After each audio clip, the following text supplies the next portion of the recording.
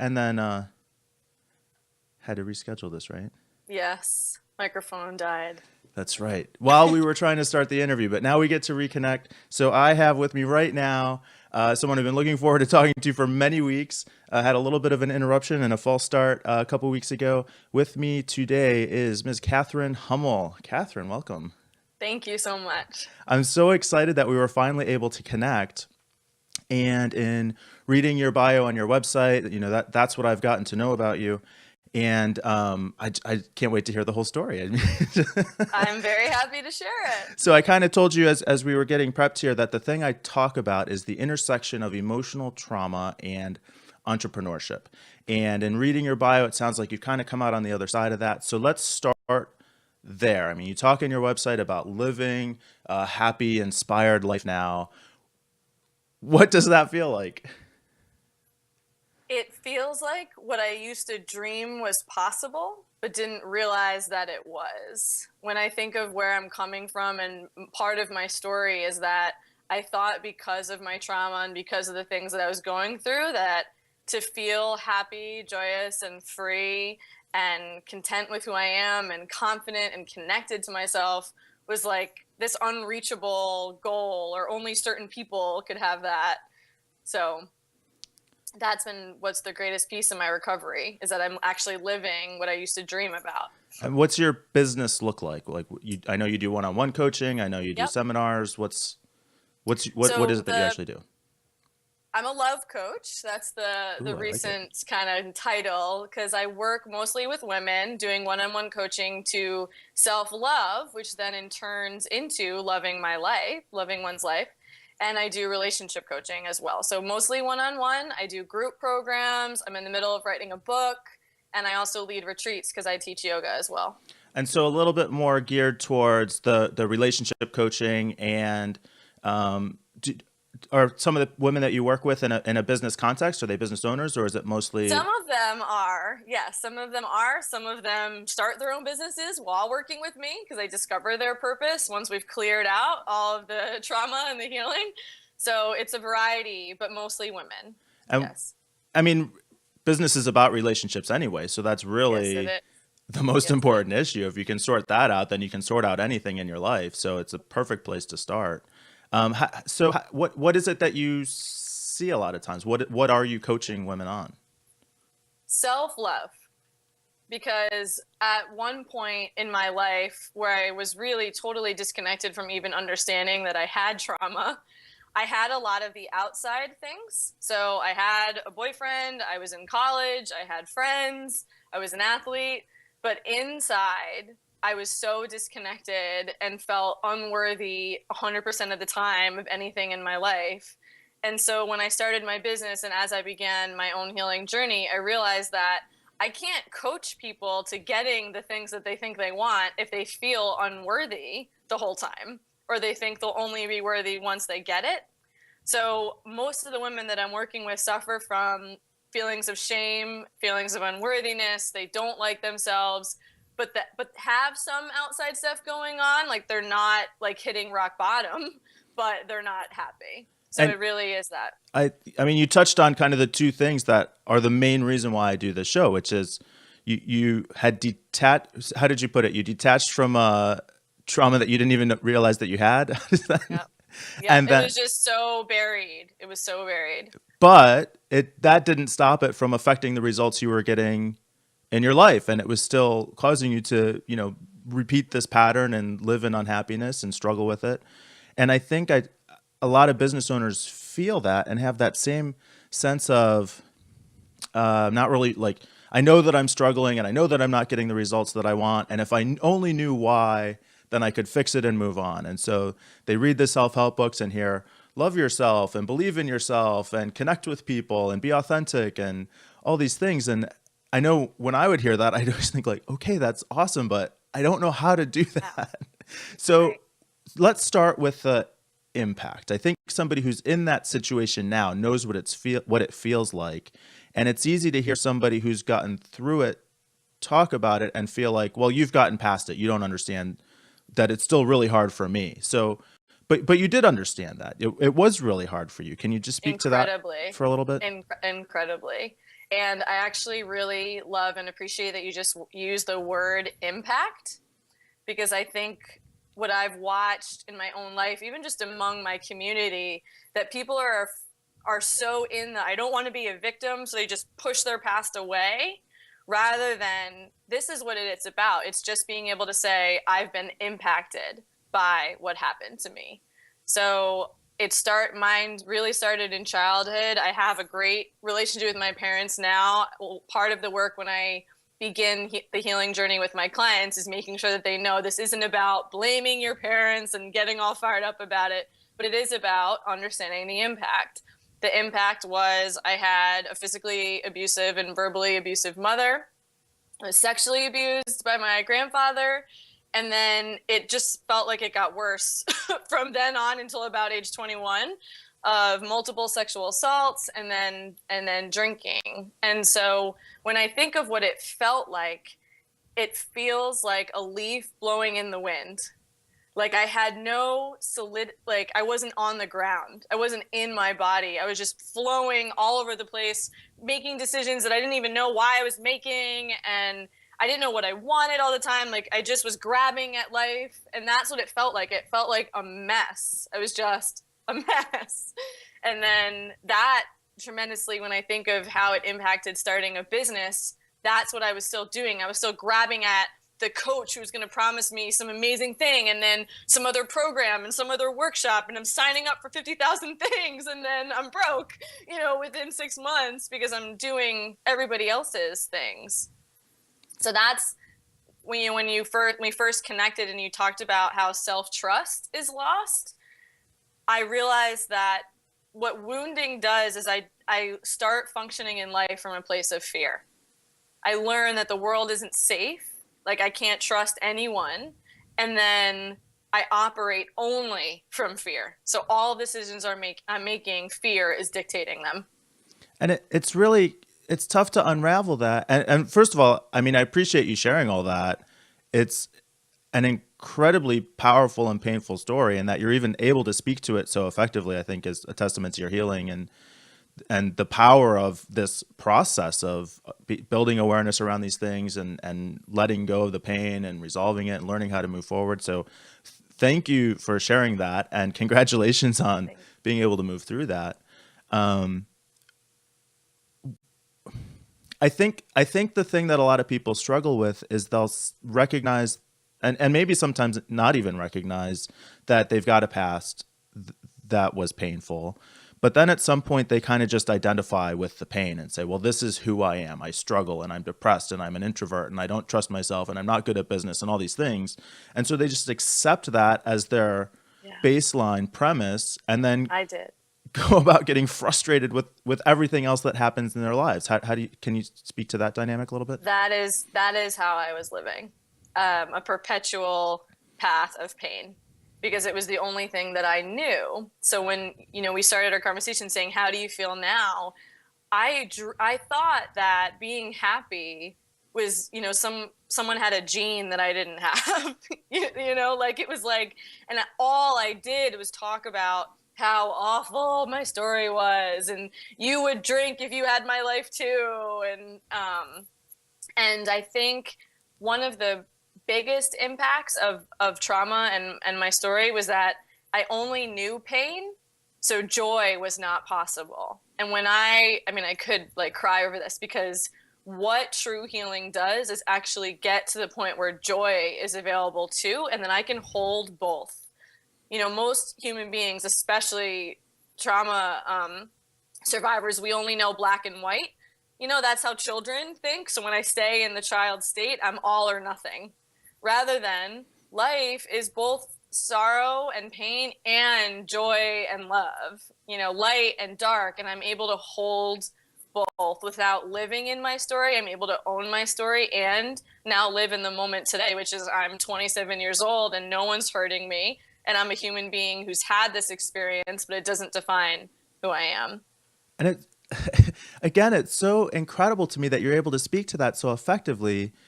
And I think it surprises me every single time. I've done now about 15 of these interviews, and over and over and over again, this is kind of the pattern that comes out is I had a period of my life when I was really struggling and I didn't know why and it didn't make sense and I hated it and I thought it was just me.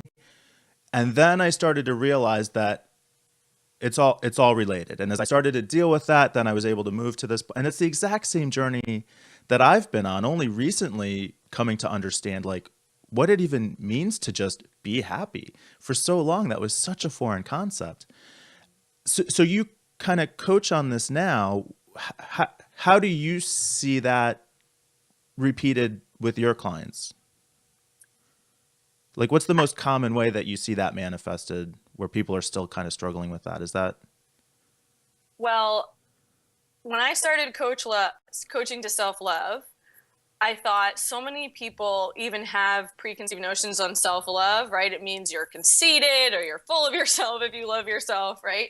And I thought, how do I simplify? Because my truth of even how I got to the place where I am now is I did so many things. Like that really is how I healed. Like I just did everything. I chased recovery and healing. And so I thought, okay, I want to make it really simple and step by step for people to get to heal. And so when women come to me, it is that like I don't even know what to do. I don't even know where to start. And self-love was self-care, self-acceptance, and self-expression. That's the Catherine Hummel simple formula to self-love. Starting with, coaching, what coaching does too is I devote 1 hour a week to my heart, right? I set aside an hour of time for me on the phone with a coach. So learning how to just take care of yourself, and that can be as simple as drinking water and eating when you're hungry and going to sleep. But that's part one. And then part two, the self-acceptance piece is learning how to accept all of who I am. And that also is accepting my past. So that's part of it. And then self-expression is the last piece, because what trauma does is I learn that it's not okay for me to be myself. So I don't share my joy. I don't share what I'm feeling. So that's for me, it was everything was buried. All of this sadness, all of this anger, and even things that I was happiness. I was a great runner. It was unbelievable. I loved it, but I couldn't even enjoy it because I was so disconnected from the experience.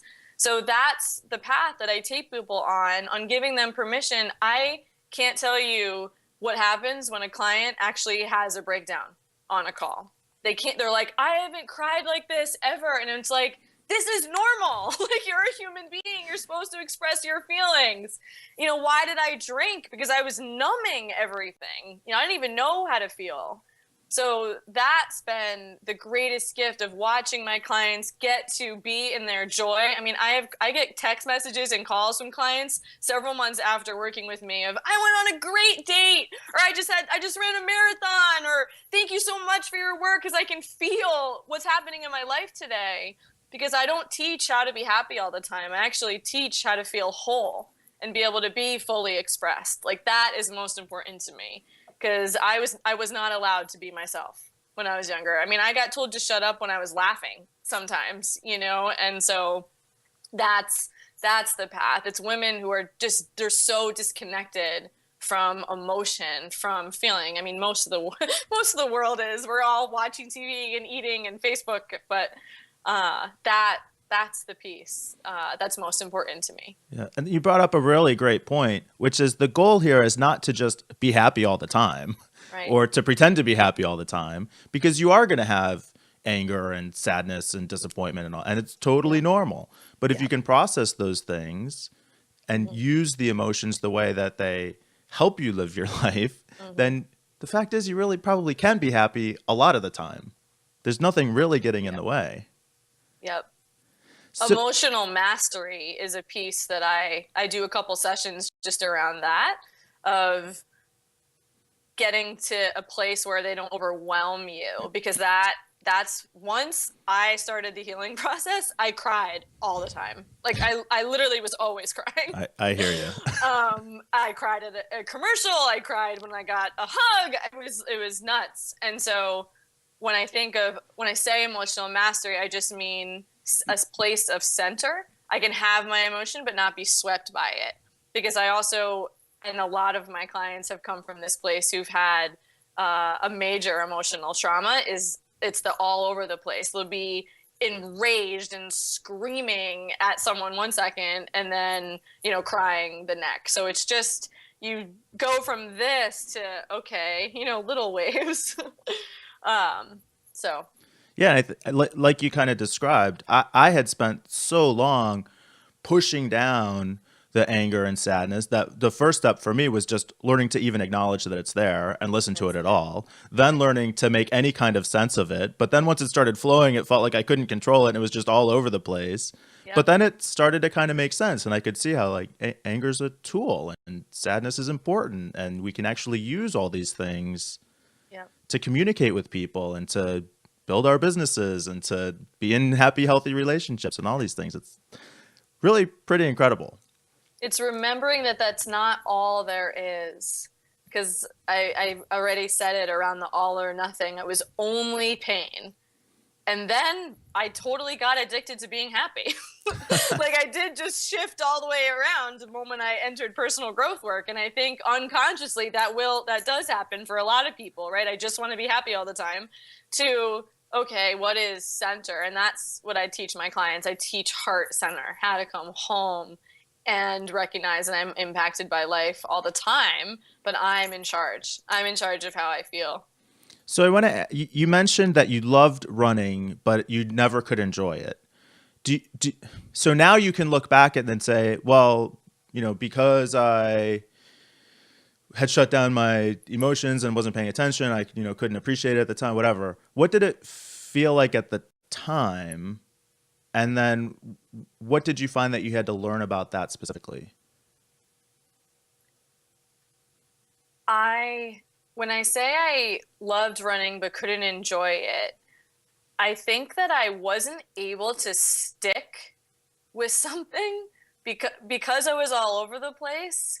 I never put all of myself into anything. I always had one foot in, one foot out. When I say to all of my decisions were fear based, I can literally remember standing on the starting line for races and just saying to myself, I just have to beat this one person rather than beat everybody because who am I to win everything? Like it was just put myself out of a comfort zone enough to be a little bit scared, but not totally scared, and not actually step into my full power as an athlete.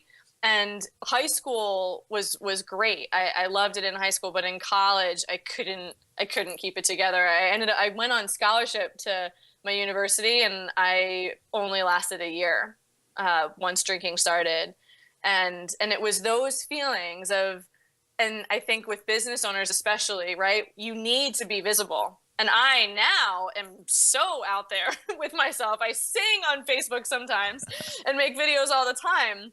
But that's the impact is I'm afraid of being visible. I'm afraid of being seen. And if you're afraid to be seen, how do you market yourself? You can't have a successful business if you can't put yourself out there. And so it's that, like it's these little steps rather than here I am. And so this is how your mindset impacts, creates the results that you get in your life. Because of that fear, you held yourself back, created a situation where you couldn't continue to compete, Mm-hmm. kind of blew up your sports career because you were afraid almost of being successful. Yep. I was afraid of everything. I was afraid of everything. That's the only, all I knew was fear and pain. That's how I was operating in my life. So you tell a story about kind of getting to rock bottom and deciding that you needed to do something about that. What did that transition process look like? I mean, you've got your steps now where you can say, well, this is the healing process, but that's the final outcome that you came away with. I assume there was a lot of floundering and trial and error in between. Yeah. Yes. Most rock bottom stories you hear are I just got to a point of so much pain that there had to be something different, right? That's at least what I hear most of the time. It's that I can't take it anymore, help me change. When my truth and what I actually end up teaching now is when what you want is more important than your fear, then you have space to change. And I had graduated college. I actually was on my way to grad school, but I was drinking every single day, and I was living with one of my friends in Annapolis. I'm 21 years old, and I spiraled out super fast. I, went from college, and then once I wasn't going to school, I started drinking every single day. And this particular person actually ended up having a conversation with me about how she was not interested in being my friend anymore. And in that moment, I remember sitting on the floor in my bedroom and actually feeling into life, and that I wanted to get married and I wanted to have kids and I wanted to participate in life and I wanted to feel happy, which I was seeing outside of myself, but, didn't think that was possible for me. But what I did know is that if I kept drinking the way that I was drinking, I definitely was never going to have any of those things. And that is actually how I stopped drinking, because I didn't go to jail. I don't have any DUI. Like, I didn't go to rehab. It literally was that moment of what I want is more important than the way this makes me feel. Drinking makes me feel. And so I stopped. And I have actually stayed stopped since July 1st, 2009. At the time that you made that decision, Yes. were there like addiction issues or recovery Oh issues to yeah. be dealt with Yep. in that? Yep. So that was part one. I mean, step one was stop drinking.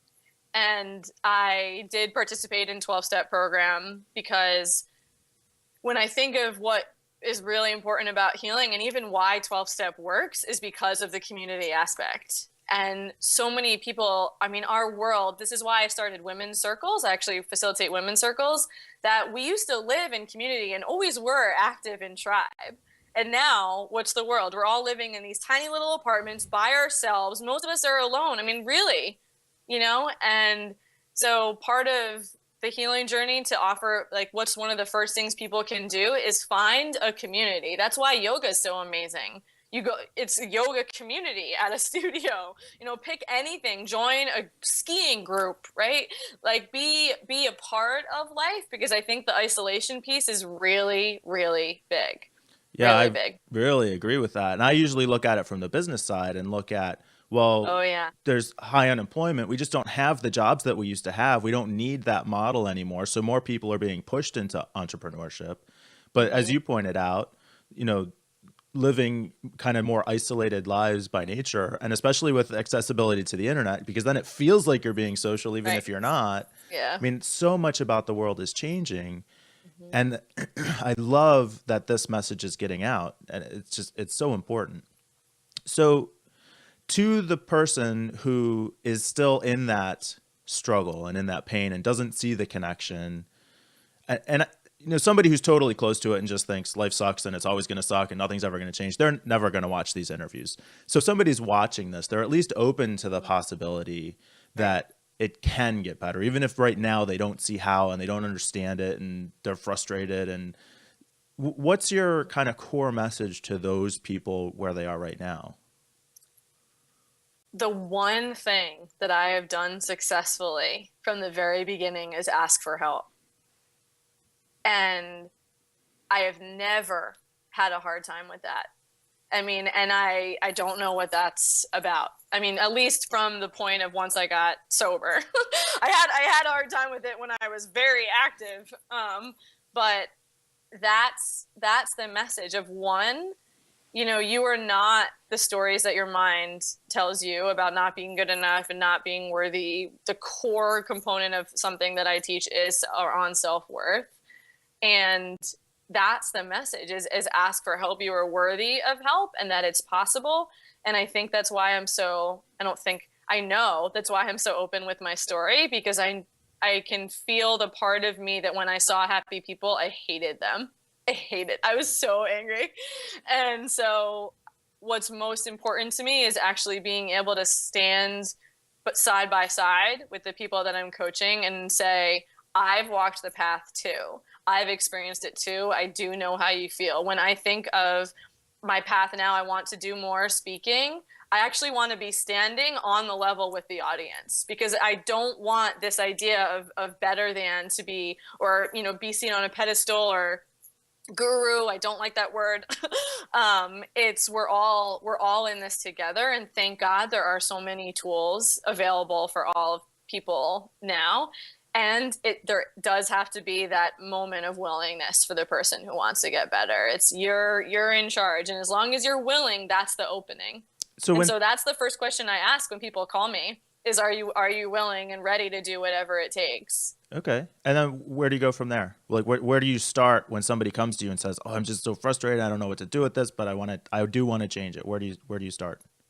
The consultation call looks like okay, tell me what's wrong, right? What's not working in your life? And then it's maybe sometimes for the first time in your life, close your eyes and put your hands on your heart and then just breathe for a couple minutes. And then from this place, the question I ask is actually, what do you long for? Not what do you want? Because the want might be, I want more money, right? So it's what's longing comes from my heart. Desire, that word comes from the heart. So it's what do you long for? And the longing might look like, I want to feel free. The longing might look like, I want to be happy. And so it's those answers that then create the willingness, because it's okay. Is that more important to you? Is that important to you enough to be willing to do whatever it takes to walk the path of healing? That's a perfect place to start. I love it. And it's as I've been having these conversations with people like you and with other business owners who are still in that struggle, it just blows me away how, I mean, the stories are all individual and unique, but at the same time, there's so many common themes, and we all want love and to be successful and to feel happy and fulfilled by our businesses, and we just kind of get off track in different ways. What's your maybe like your model for how you look at emotional health? Is that a question does that make sense to you? Sure, Yeah. sure. Yep. Yeah. Step one has to be, I recently have been saying brain boot camp because that to even get to my heart, I have to clear space. And most people, their mind is flooded with negative thoughts. I mean, it's just insane. I mean, when I think of all I heard was negativity. And so the part one is saying affirmations. So starting to reframe how I talk to myself, and then emotional health becomes possible when I actually learn that I'm allowed to have feelings. I give myself permission to feel I am worthy, I am enough, and stopping the negative tape. And then we look at, okay, what do you feel in this moment? And that's through breathing exercises, guided visualizations, and meditations that I take them through, talking about, okay, if you're being overwhelmed by a feeling, where is it in your body? What does it look like? What does it feel like? And even recognizing that I'm not my thoughts and I'm not my emotions. So I actually teach that self-love is self-trust.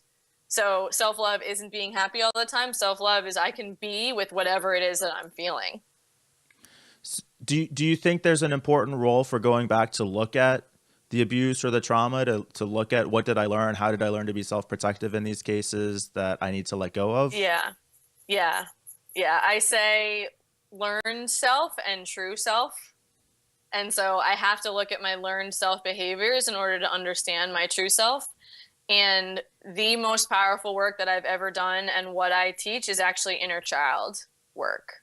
And this is an opinion, obviously, but I stand very strong in any healing that leaves out inner child work. Any relationship healing, any just trauma healing that leaves that out is incomplete.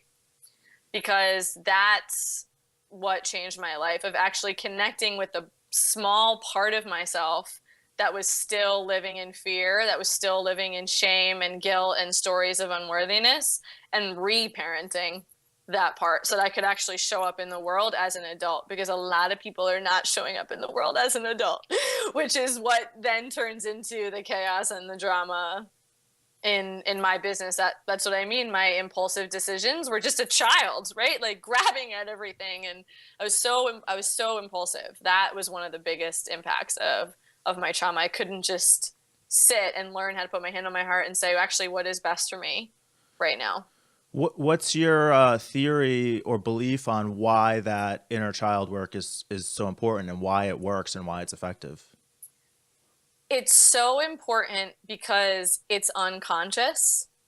So I think it's Carl Jung that said it, if I don't make the unconscious conscious, I will call it fate.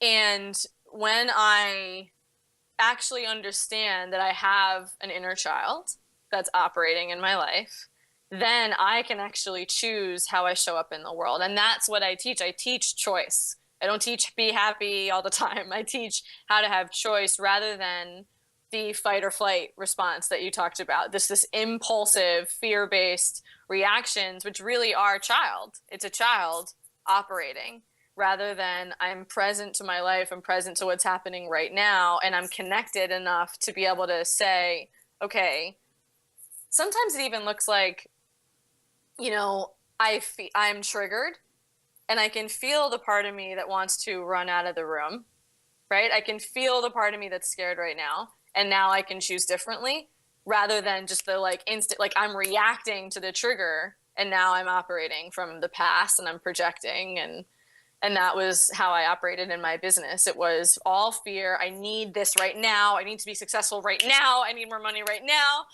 She's promising me $10,000 in 30 days. Like, so the inner child work is the only way that I know that I've been able to heal and feel my feelings, acknowledge the impact of what happened to that child, and then actually show up in the world present day as an adult.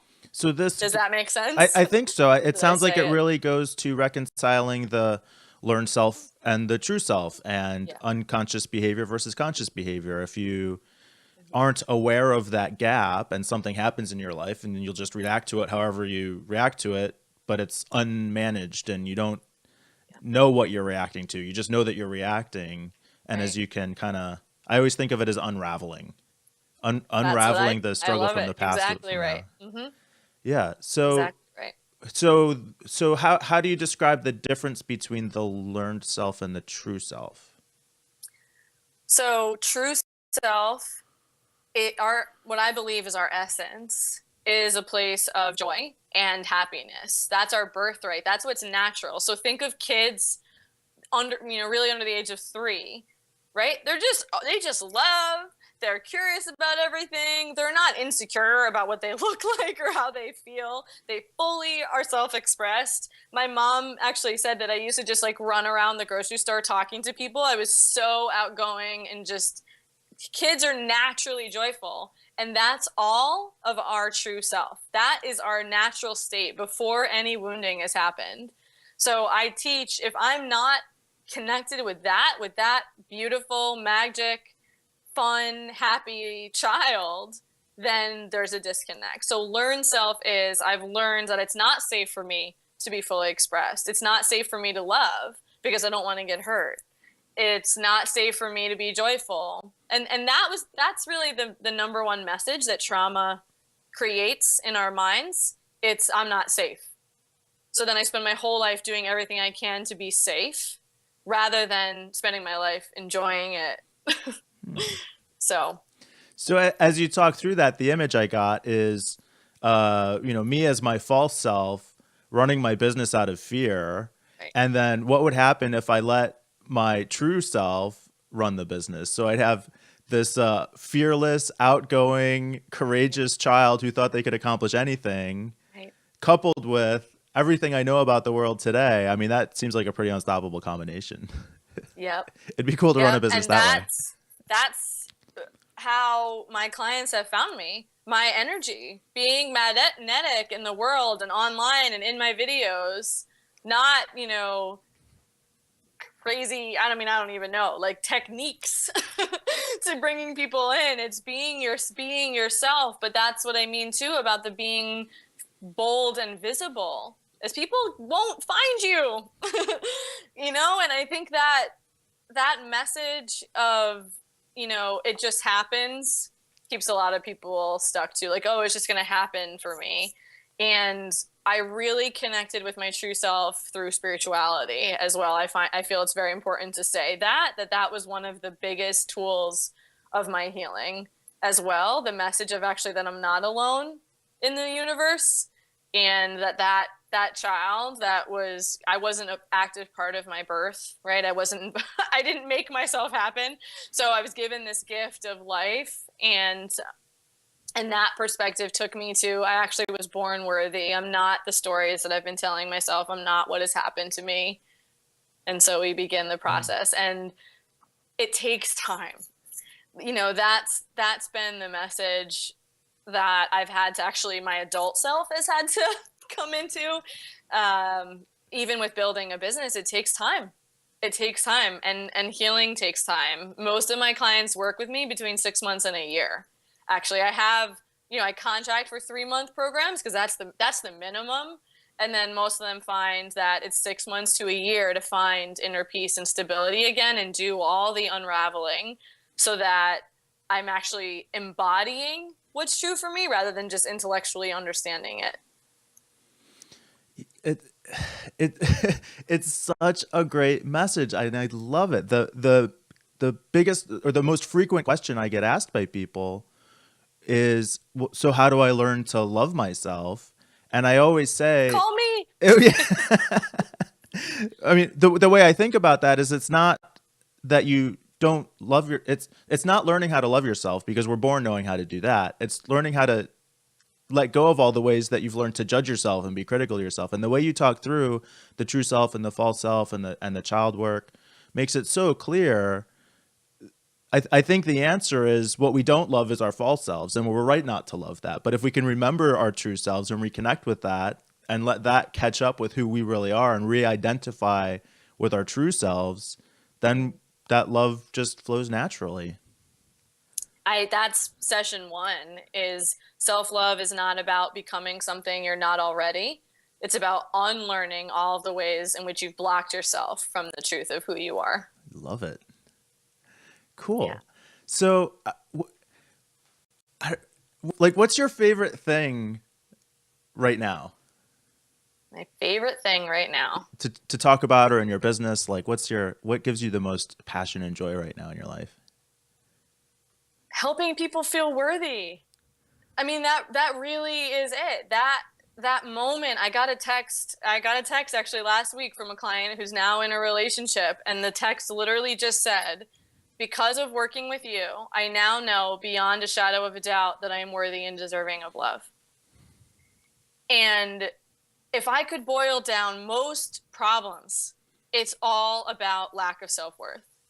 And I was guilty of this in the beginning of my business, and I see so many people, unconscious business owners, doing this. Is I'm worthy because of how many followers I have. I'm worthy because of how many clients I have. I'm worthy because of how many likes I get on Facebook. And so we could all say, like, well, I'm a life coach and that's very helpful to the world, but it's not helpful if I'm doing it to feel worthy. If I'm doing it because it's my purpose and I believe that I'm giving back, but knowing that I'm worthy no matter how much money I have in my bank, no matter how many clients I have. And that insanity of, I'm more or less worthy than anyone else has to stop. So that's one of the first messages, like the first affirmation, is I'm neither better than nor less than anyone else. That's what my false self wants to think. My false self is either operating on better than or less than. It's polarity rather than just center. And that's why I coach to self-love. And I can coach you to building a business and getting a partner. I mean, I can, and I do, but not if getting the boyfriend is how you're going to feel worthy. Once you feel worthy, everything flies to you like moss to a flame. Yeah, And that has been my experience. That has absolutely been my experience. it's hard. I mean, do you find that it's hard for people to kind of get that the first time they hear it? Yes. And then this is why, when I look at all the self-help books that are out in the world, I mean, really, it's all right there. Like, exactly what to do. Like, the books are there. And if it was just about a book, we would all be feeling worthy. And this is why I believe in coaching so much, and why I believe in community so much, is you can't intellectually create an experience.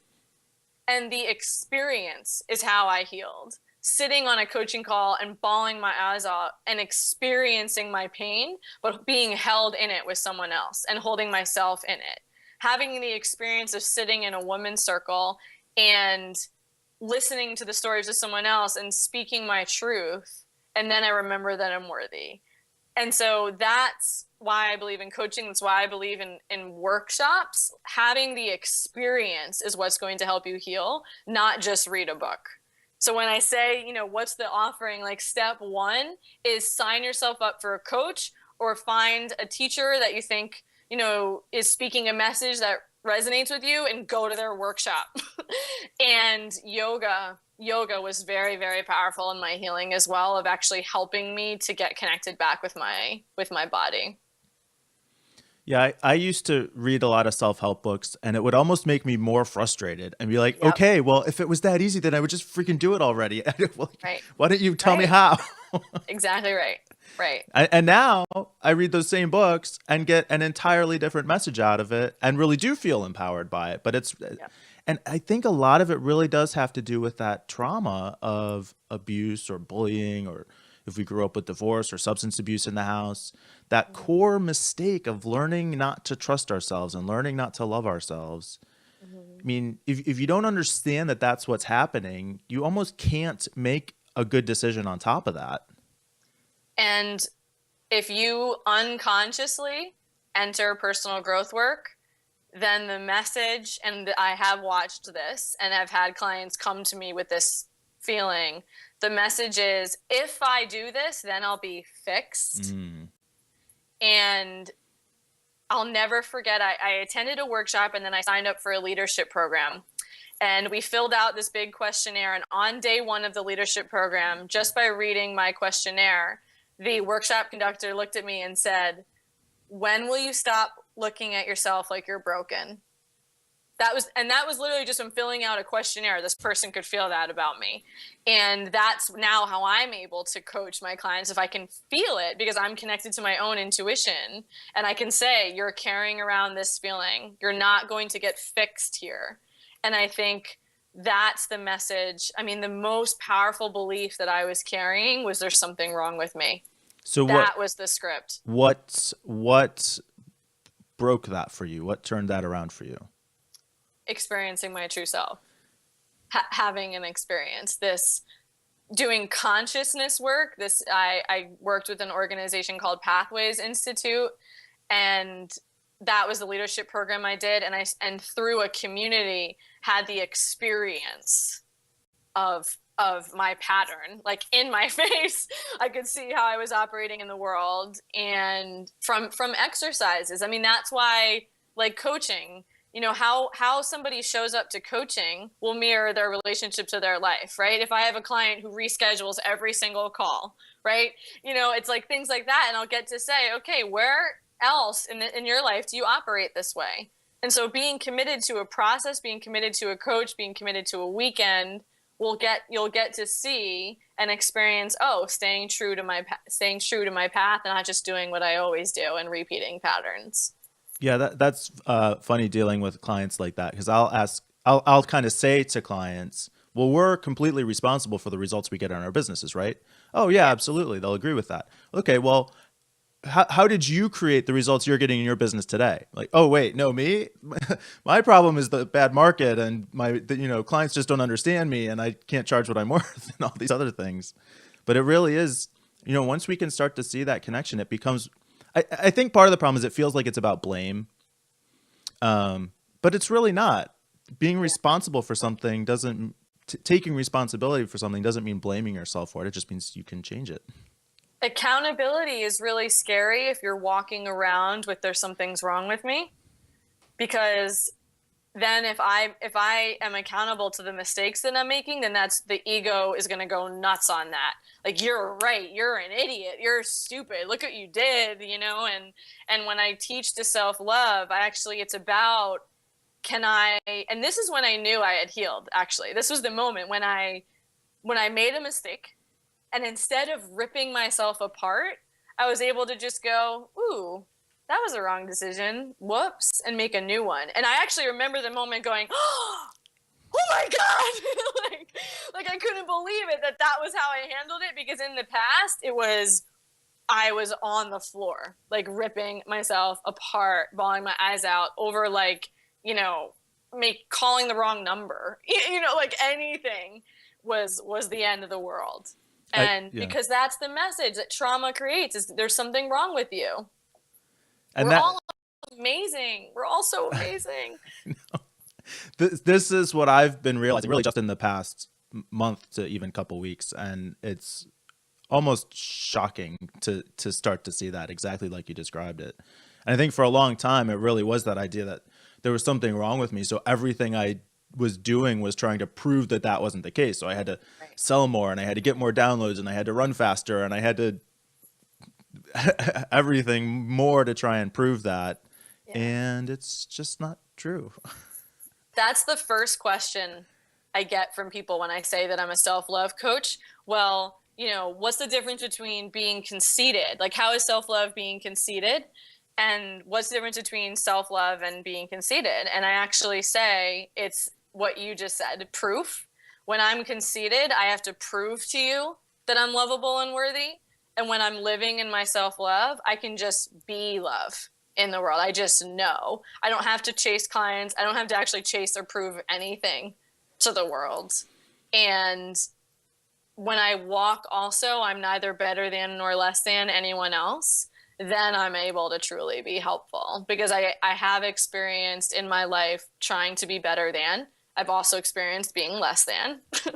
I mean, my coach actually would laugh, and sure, she'd be happy to share the stories of beginning my business. I compared myself to her all the time. I mean, half of our sessions were about me learning how to not compare myself to her. In the beginning, because I was like, you're better than me, you have more, whatever. And she had been coaching for 5 years. I'd been coaching for 5 minutes, and I'm like, going crazy. And so that was, it's that, like, there's nothing wrong with you. That's the message to the person who's experienced trauma right now. There's nothing wrong with you. You don't need to be fixed. Being human is really difficult sometimes, and really bad things happen, but that doesn't mean your life is over. That doesn't mean you should just give up. And that's, how do I hold, I'm just a human being who's experienced this, and it doesn't define who I am, and I'm able to live my truth in the world, and I don't have to prove anything to anyone. I'm actually currently working with someone who she came to me to find her life purpose. And I said to her, well, we're going to have to do a lot of unraveling, because until you know that you're worthy, your purpose is going to be connected to proving yourself to the world. So maybe your purpose is you want to open a flower shop. And that's not big, flashy lights and helping 10,000 people. And you are no more or less worthy than anyone else on the planet if that's what you do. You're helping the planet when you are doing what makes you happy. I mean, there's no like hierarchy of worth. It's fun to hear you talk about it because you have such good positive energy. I love it. Oh, thanks. I've worked really hard. This is what brings me joy, like helping people to be able to receive the text that I received last week of I am neither better than nor less than anyone else, that my life is, I'm enough, and I do enough, and I have enough. And I just started working with someone, and I found myself saying to her on our first session that I don't want to teach her to do what everybody else is doing. Like, I want to teach you how to own what's true for you. Like that's self-love. Yeah. What's true for me is I love staying home on Friday nights. Like, that's what's true for me. What's true for me is I don't really want to post on Facebook every 2 seconds. Like whatever. What's true for me is I love eating ice cream, and I'm not going to give up eating ice cream. Like, whatever. Just owning your truth. What's true for me is I want to open a flower shop. What's true for me is I want to write a book, and it's self-worth. Like, that's what I want to teach. That's what I want to talk about. That's what I live. I am with you. I love it. And so much of what you talked about sounds like it's trust. It's loving yourself. If you love and trust yourself, then you don't have to worry about, am I being arrogant? Like, you'll have good judgment for it. We're built for that. We know how to interact with other people. We know how to connect with other people. We don't have to worry about it. and we practice. That's how I begin my program, saying, okay, what are you going to practice for the next 3 months? We all practice yoga, practice piano, practice, learning a new language, but do we practice self-love? Do we practice self-trust? Do we practice self-acceptance? Like, choose the quality that you want to develop, and we're going to practice it. You're not going to ever be perfect at it. And the opening pages of my book, which I'm calling The Truth Is You Are Enough, A Journey to Your Heart, I talk about how when I was little, I would go for walks in the woods and put Cheerios on the path so I could follow the Cheerios home. And that's the healing journey, that I pick up the Cheerio. I don't carry them with me and hold in a bottle and like for the rest of my life. I don't sit with it and look at it and analyze it and process it in therapy. I just look at, I was impacted by this. This is the moment when I started to feel unworthy. This is the moment when I learned how to not trust life. And that's how I take people home to their heart, is they're able to change and identify the impact and then now make a new decision. Love it. Love it. Love it. Love it. You're writing the book now? I am. When's that going to happen? My goal is the end of this year. Awesome. My goal is the end of this year. It's my story, intertwined with the practices of, step 1, step 2 to getting to your heart. Cool. Anything else we need to get out in this hour? No, that's it. Awesome. That's it. I'm so happy to share and talk about this. And I am grateful to be able to help so many people. Oh, I really appreciate that you came on. I think you were able to speak to this so effectively and clearly, and I think it's going to be really powerful for people who are in that unconscious state and still feel like they're struggling and frustrated and not getting the results. So until the book comes out, where do we go to find more Catherine? On Catherine-Hummel.com. And I actually have a little free guide of 8 steps to building self-love right there. I am very active on Facebook and I have a YouTube channel, but I would say first thing is give me a call. Having that first call of where do I begin to see, sometimes I say I'm not the best person for you, but then I'm able to refer that, that particular individual to, I have a whole network of people that's been super helpful for me in my path of having a community. So I just want people to find who is truly best for them. Awesome. And if we want to hear you sing, then we connect with you on Facebook. Yeah. Yes. You can do that on Facebook too. Awesome. Okay. Can you hang on for just a second while I sign off here? Yes, I can. All right, guys. Great interview. Thanks to Catherine for joining me today. Until we speak again, be the person you want to be, build the business you want to build, and have the successful life you want to have.